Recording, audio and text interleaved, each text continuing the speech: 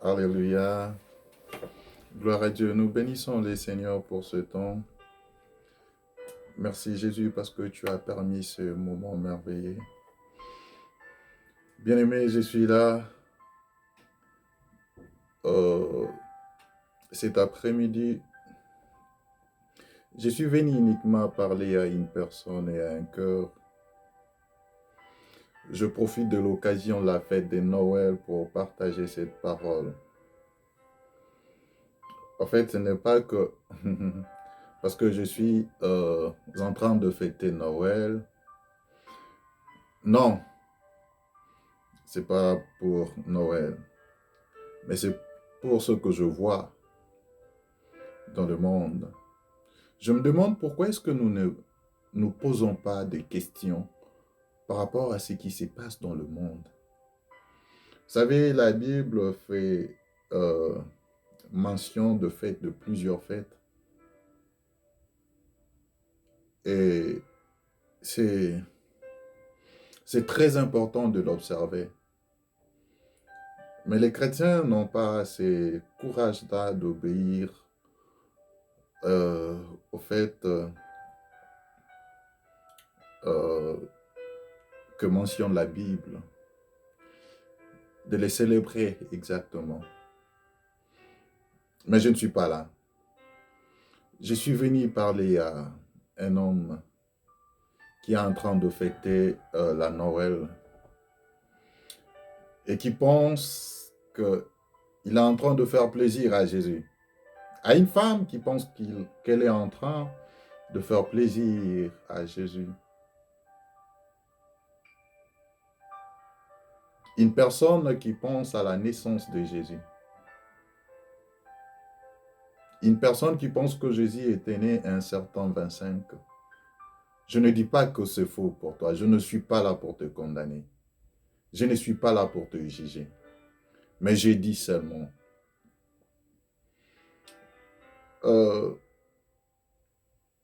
j'ai été flatté aujourd'hui de voir des décorations dans le maison, dans nos maisons. Waouh! Azlak, je veux aussi être dans cette maison-là. C'est bien décoré, surtout quand on y place de fleurs de Noël. Cette fameuse fleur de poinsettia, cette fleur de Mexique, cette fleur de l'empereur, ce jeune empereur, cette fleur de cet ambassadeur américain. Elle est aujourd'hui placée dans nos maisons et nous célébrons nos fêtes avec cette fleur. Je me demande aussi, est-ce que Jésus avait cette fleur-là dans cette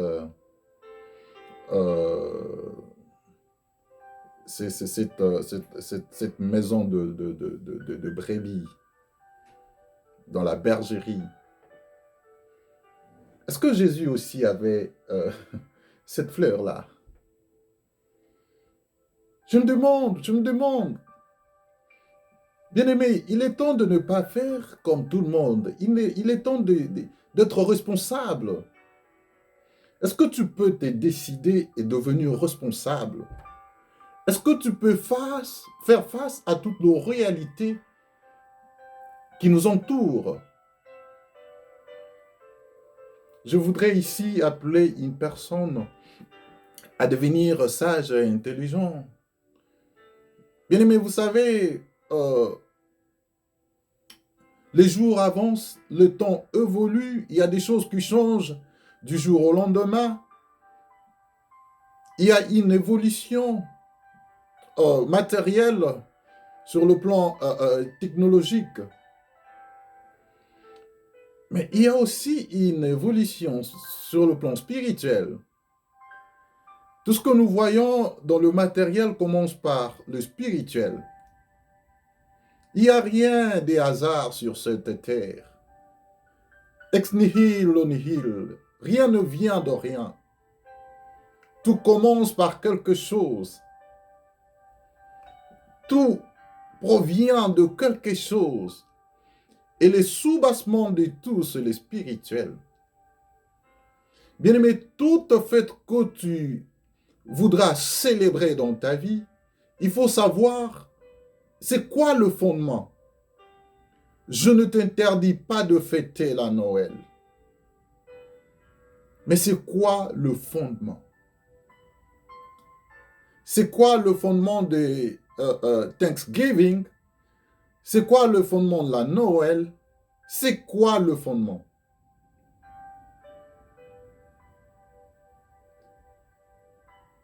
Wow. Oui, un jour, Jésus est né. Un jour, il est né dans une bergerie. Et aujourd'hui, nous avons nos maisons décorées comme la bergerie. Mais il y a des fleurs partout. Il y a des jeux de lumière. Il y a des choses merveilleuses. Il y a de repas. Il y a de retrouvailles. Il y a des familles qui se réunissent. C'est merveilleux, c'est beau. J'aime ça. J'aime ces moments. Et il y a comme une ambiance d'amour. Il y a comme une célébration. J'aime ça. Il y a comme une ambiance de l'unité. Je vais aller partager ce moment avec mon frère, avec ma soeur, avec mes amis. Mais bien aimé, j'aimerais te poser une question. Est-ce que ton cœur est décoré de cette manière que tu as décoré ta maison? Est-ce que ton âme est aussi propre? Est-ce que ton âme trouve aussi la nourriture? Est-ce que ton âme partage aussi l'amour? Ton cœur partage cet amour vrai que tu veux témoigner le 25? Tu veux manger avec les gens? Est-ce que ton cœur partage cela de vrai? Est-ce que nous sommes vrais dans tout ce que nous faisons? C'est bien de célébrer la Noël. Mais un jour dans la Bible, quand je lis la Bible dit, en ces temps-là, Paris, un édit César Auguste.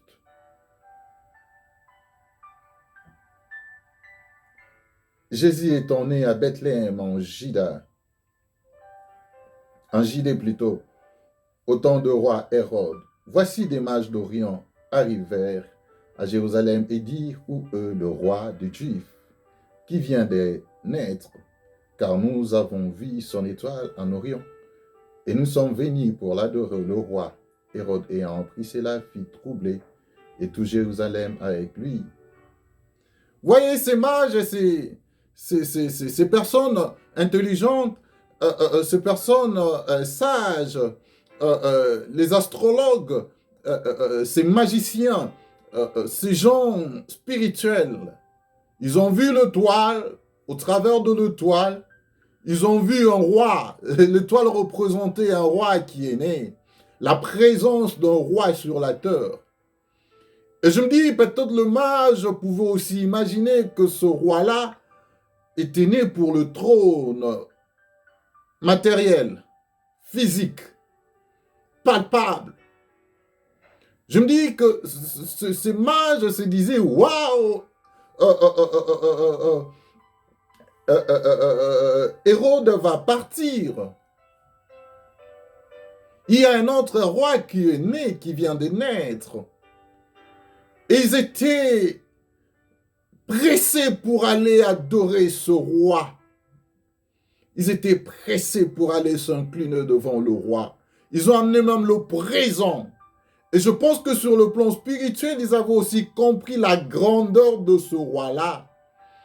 Parce que la Bible parle de plusieurs rois, mais la Bible ne mentionne pas l'étoile et la Bible ne parle pas de l'adoration d'un roi au travers de l'étoile. Mais c'est Jésus, pour Jésus, c'était différent.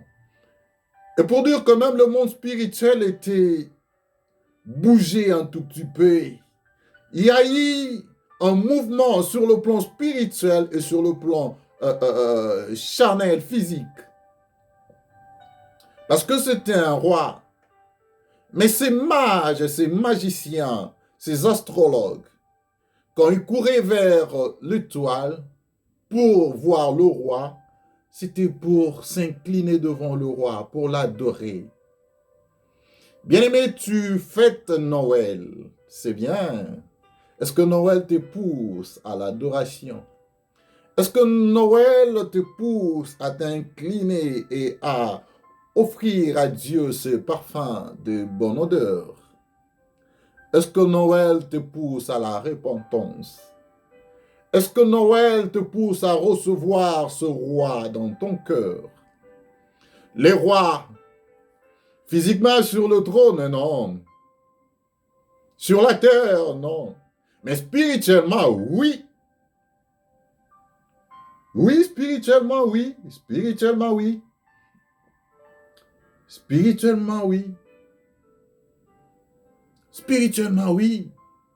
Parce qu'en lui était tout était en lui. Il était le prince. Il est le roi de paix. Il est le souverain, le Dieu. Un roi qui vient même pour penser tes plaies. Un roi qui vient même pour prendre ta place.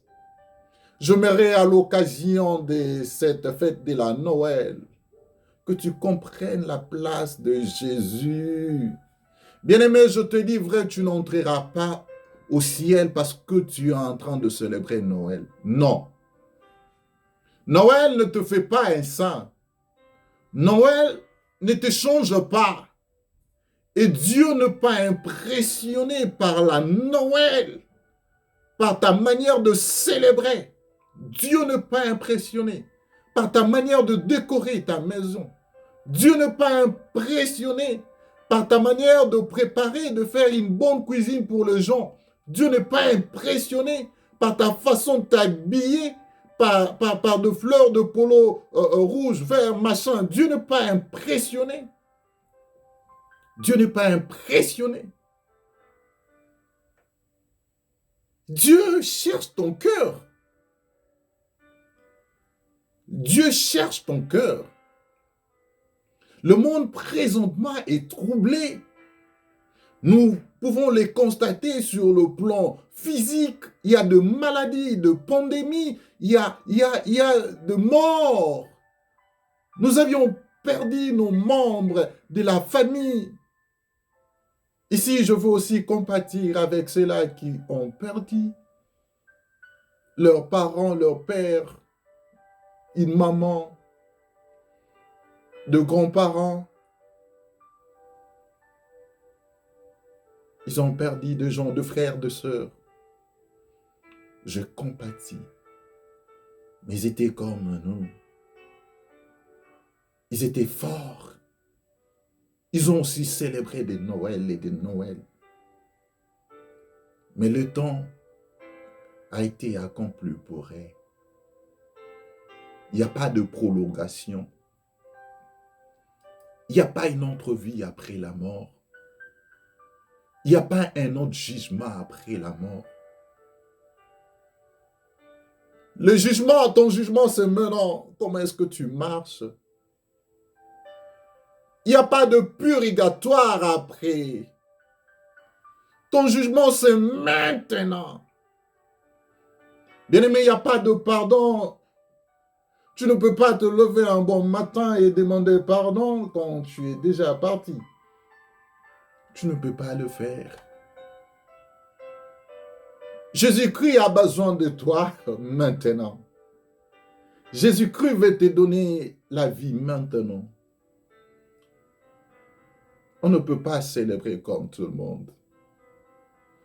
Bien-aimé, sur le plan spirituel, il y a une montée, une avancée.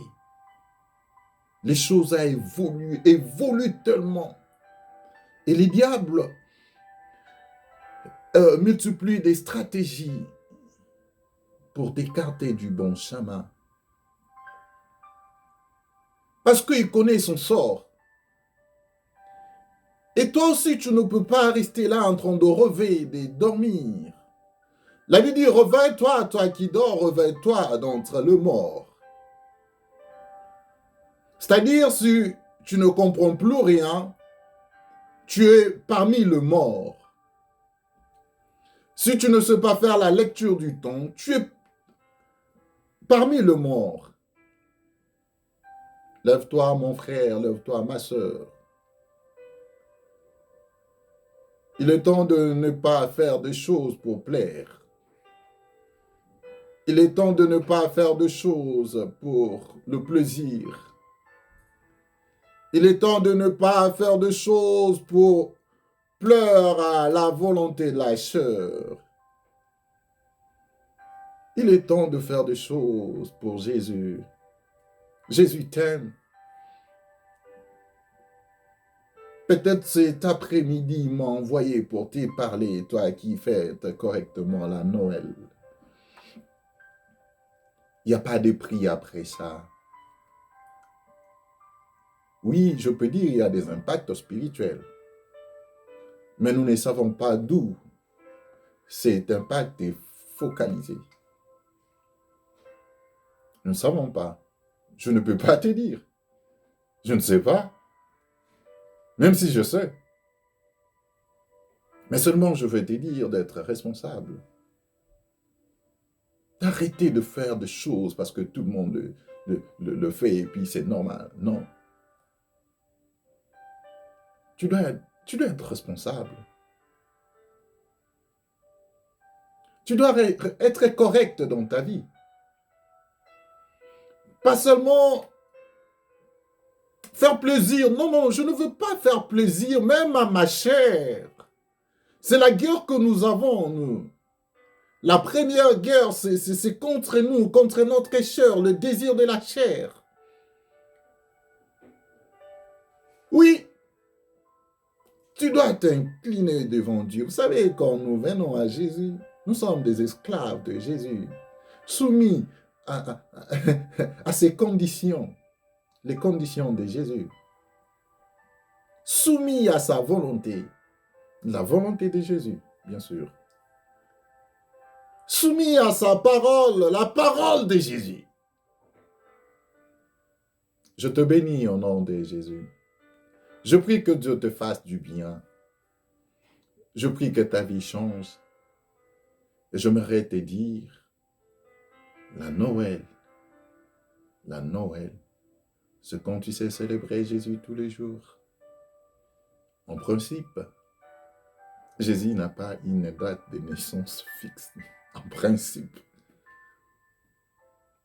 Mais je ne t'interdis pas de faire ce que tu fais. Mais je t'appelle à la responsabilité. Regarde ton cœur. Jésus a besoin de ton cœur. Ces mages, ces païens, ils ont compris la valeur de notre Jésus. Et ils étaient là, Jésus n'était pas crucifié, Jésus n'était pas sur la croix. Et ils avaient compris la valeur de Jésus. Ils sont allés vite. Mais il a tout payé pour toi et moi.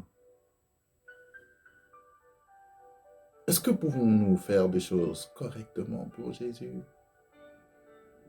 Est-ce que pouvons-nous vivre la naissance de Jésus tous les jours dans nos cœurs? De modèle pour Jésus, adorer Jésus, s'incliner devant sa volonté tous les jours.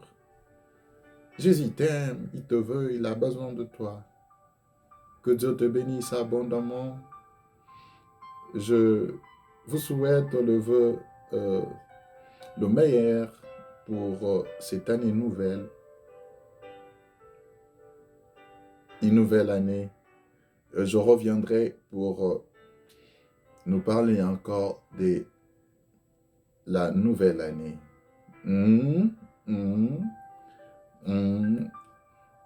Je reviendrai. Que Dieu te bénisse. Je t'aime énormément. Je t'aime énormément. Que Dieu te fasse du bien. Que tu sois une bénédiction pour plusieurs. Que tu vives l'amour de Dieu. Que tu vives l'abondance du Saint-Esprit. Que tu sois rempli de l'Esprit. Que tu sois rempli de l'Esprit. Que ta vie soit une vie exemplaire pour les autres, que tu sois un modèle pour plusieurs, et que tu sois le parfum pour Dieu, que Dieu t'agrée à tout moment, que tu sois la tête et non la queue, que tu prospères à tous égards, comme bien sûr prospère l'état de ton âme. Que ta vie, ô Dieu, se multiplie au nom de Jésus-Christ. Je le déclare, que tu vives la gloire, que le Saint-Esprit t'accompagne, que le succès t'accompagne, non comme être vedette, mais comme un héros de Jésus. Je bénis tes jours. Tu vivras longtemps pour Jésus et tu marqueras ton temps. Sois béni au nom de Jésus. C'est votre serviteur Brice Congolo, le pasteur. C'était juste un mot pendant 25 minutes pour nous parler un peu de ceci. Ça m'est venu à cœur et je voulais partager avec vous. Que le nom de Jésus soit béni. Bye bye. Happy New Year. Ah bye.